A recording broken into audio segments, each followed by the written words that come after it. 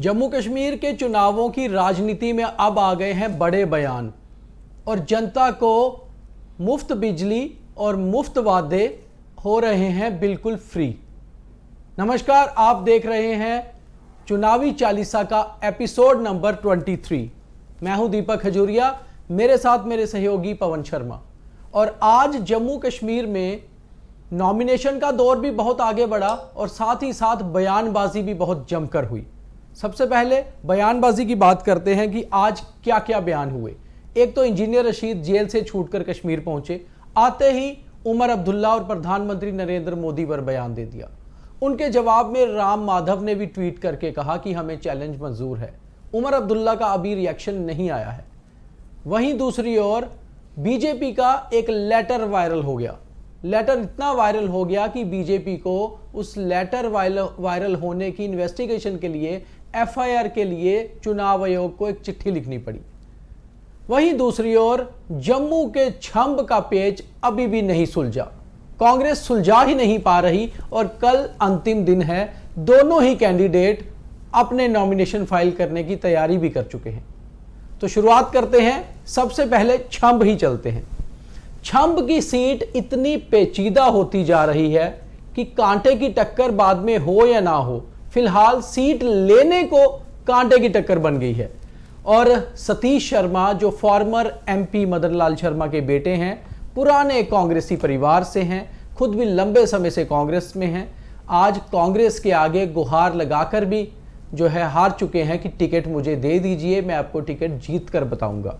और अब तैयारी हो चुकी है कि कल आखिरी दिन है, नॉमिनेशन फाइल करना ही करना है। ताराचंद भी आज दिल्ली से जम्मू पहुंच गए और उनको भी सिर्फ इतना आश्वासन मिला कि आपकी सीट कंफर्म है, कहां से है ये पक्का नहीं है। और जो कांग्रेस के प्रवक्ता हैं या कांग्रेस का जो मीडिया देखते हैं, उनका कहना है आज भी रात 11 बजे तक इंतजार करना होगा। तो जब आप ये शो देख रहे होंगे उसके भी बाद में ही टिकट अनाउंस होगा। तो पवन जी, ये छंब कॉन्स्टिट्यूएंसी जीतेगा कौन ये तो अभी पता नहीं, मगर टिकट किसको मिलनी है यही साफ नहीं हो पा रहा।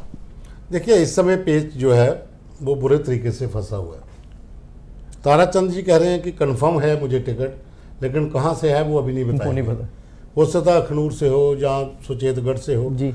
सतीश अपनी तैयारी में है कि टिकट मिले या ना मिले, अब फॉर्म भरना है, लड़ाई लड़नी है। लेकिन मुझे लग रहा है कि पार्टी जो इतना समय लगा रही है, देखिए कल रात को राहुल गांधी यूएसए से वापस आए, कल रात को ही फैसला हो जाना था, मगर राहुल गांधी अपने बयानों के चक्कर में वैसे ही फंस गए। वो उल्टा आज पूरा दिन वो उनके सारा दिन बीजेपी के कटाक्ष झेलते रहे, उसमें चले। लेकिन अब ये हो सकता है कि भारतीय जनता पार्टी आज रात को, अभी तक तो नहीं है, प्रोग्राम रिकॉर्डिंग तक तो नहीं है, ऑन एयर के समय हो सकता है मिल गई हो, आज टिकट कंफर्म करनी ही करनी है, क्योंकि भाई आपके पास समय नहीं है, कल तो लास्ट डेट है, तो तैयारी करनी होती है। देखो एक चीज़ और भी है इसमें दीपक जी, कि पार्टी बता देती है कैंडिडेट को आप अपने नॉमिनेशन पेपर रेडी कर लीजिए, क्योंकि अगर कल टिकट अनाउंस करते हैं या रात को करते हैं, कुछ चीज़ें ऐसी होती हैं जो एक दिन में या 4 घंटे में नहीं होती हैं। ताराचंद जी ने भी अपने नॉमिनेशन के पेपर रेडी कर लिए, पेपर दोनों की रेडी हैं, फाइलें तैयार है, फाइलें सबने रेडी कर ली होंगी। हो सकता है दोनों को कहा गया हो कि आप अपनी फाइलें रेडी रखो, जिसका नाम आएगा किसके लिए आप वहां पर जाके भरेंगे। और मुझे लग रहा है कि हो सकता है सतीश का नाम फाइनल हो जाए, सतीश को शंभ में कर दें और ताराचंद को अखनूर में कर दें। यही ज्यादा माना जा रहा है कि इसी तरह का कुछ फैसला आएगा।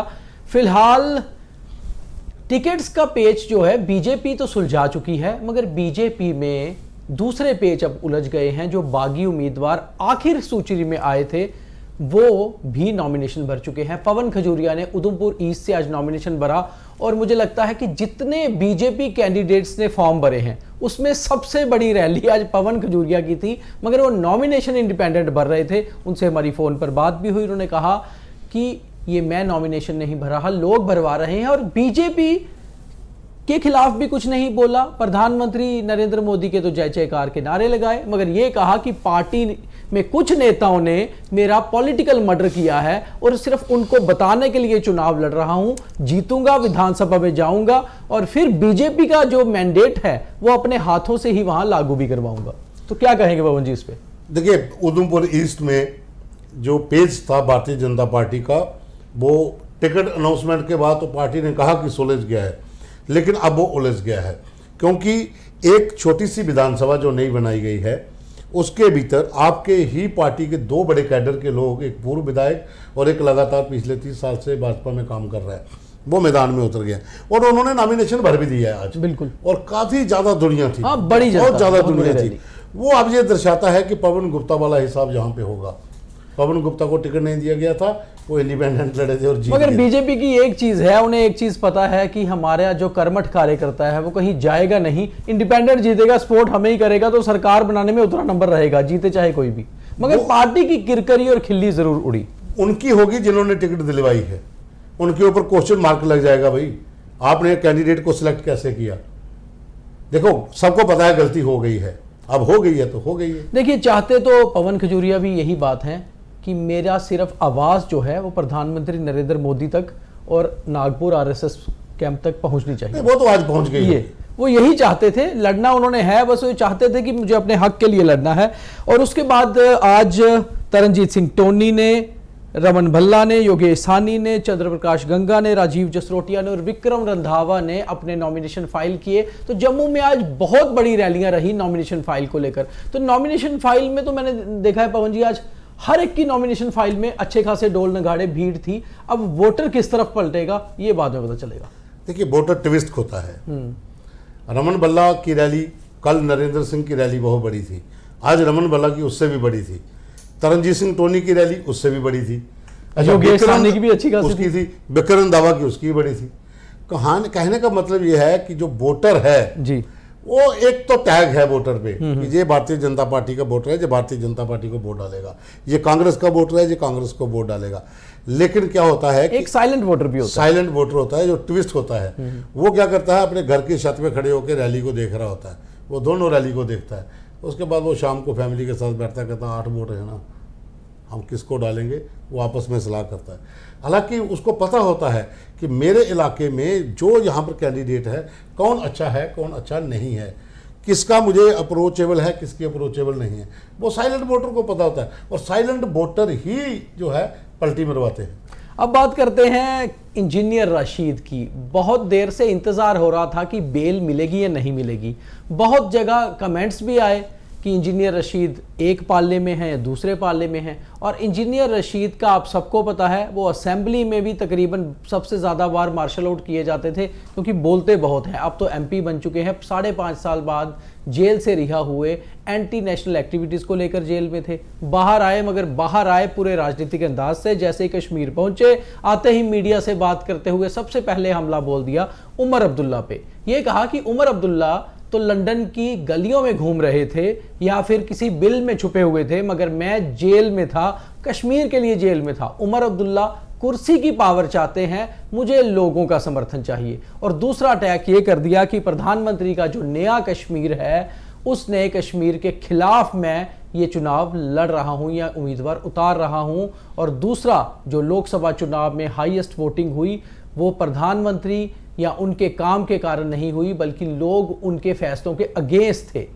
जितनी देर ये बयान वायरल हुआ उतनी देर में कश्मीर के एक्सपर्ट बीजेपी में, राम माधव, उन्हें स्पेशली कश्मीर के लिए ही चुनावों में उतारा गया कि वो स्ट्रेटजी क्या बनाएंगे। उनका भी एक ट्वीट आ गया और उन्होंने कहा हमें चैलेंज मंजूर है, आप देखिए ज़रा कश्मीर में लोग वोट आपको देते हैं या फिर प्रधानमंत्री के नए कश्मीर को। तो आते ही राजनीति को गर्म कर दिया इंजीनियर रशीद ने आज।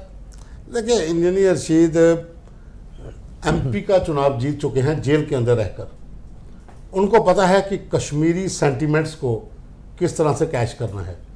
मजा हुआ खिलाड़ी है इंजीनियर रशीद। हाँ, ऊपर से चाहे जैसा मर्जी दिखता है, अंदर से बहुत परिपक्व। मैं उनके बहुत करीब रहा हूँ, जब असेंबली कवरेज उन्हें कवर किया करते रहे हैं। बिल्कुल। तो अब कई बार वो मेरे साथ ट्रैवल भी किए, क्योंकि गाड़ी थी नहीं, तो वो अपना बैग उठा के सचिवालय के साथ भी बैठ जाते, सचिवालय से बाहर खड़े हुए। जब भी कोई गाड़ी निकली और बोले चलो साहब, हाँ ठीक है चलो चाय पीते हैं चलते हैं।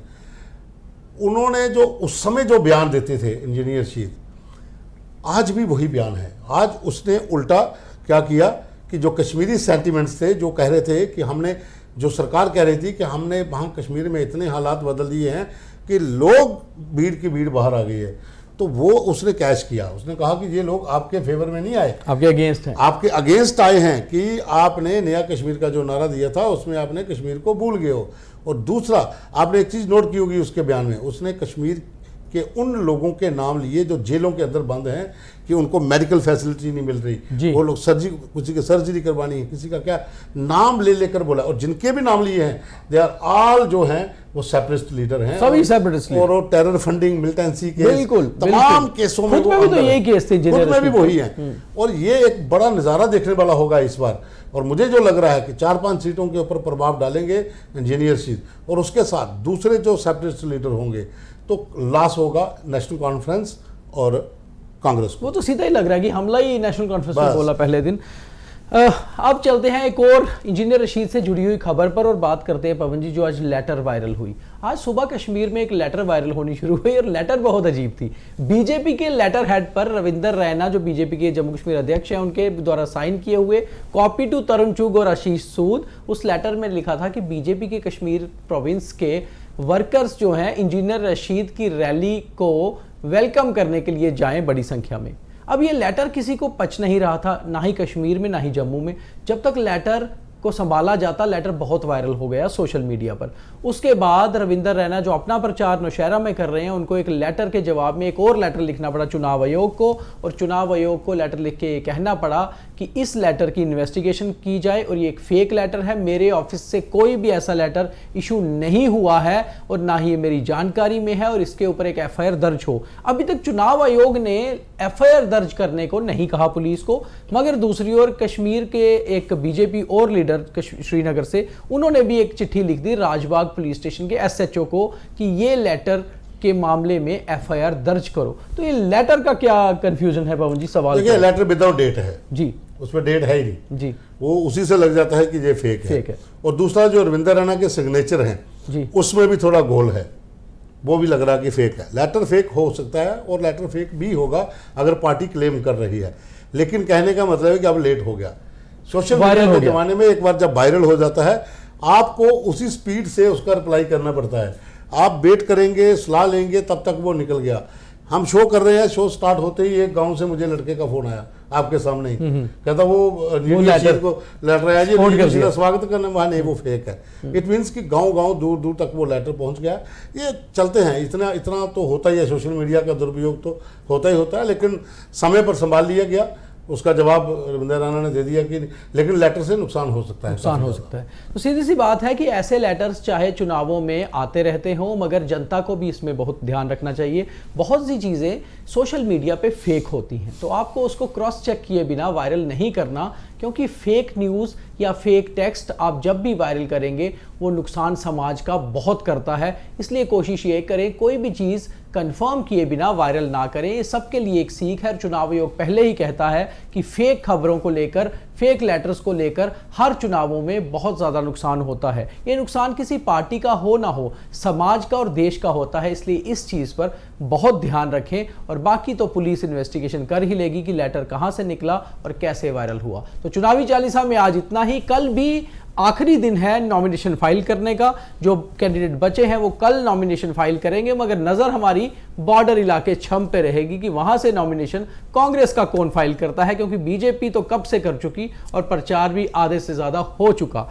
तो आज रात को जब भी अगर कांग्रेस की लिस्ट आएगी, हम आपके तक कोशिश करेंगे ज़रूर वो खबर पहुंचाएं और आपको खबर सुनाएं जिसका इंतज़ार आप लोग कर रहे हैं। तब तक के लिए द न्यूज़ रूम 24 आवाज़ को देखते रहिए, और अगर आपने अभी तक फॉलो सब्सक्राइब नहीं किया तो ज़रूर कर लीजिए, क्योंकि चुनावों में चुनावी खबरें जितनी हम आपको दिखा रहे हैं कोई नहीं दिखा पाएगा। बहुत धन्यवाद।